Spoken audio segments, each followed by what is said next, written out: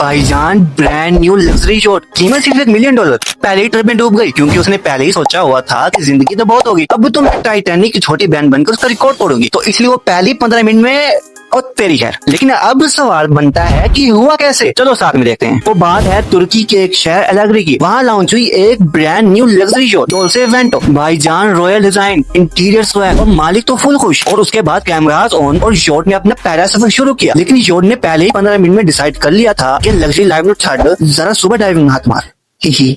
और फिर धीरे धीरे झुक कर समंदर की गहराइयों में घुस गई। और फिर $1 मिलियन तो और भाई गुड न्यूज भी है, कैप्टन, ओनर और 2 क्रू मेंबर्स सब टाइम पर बच गए, कोई नहीं टपका।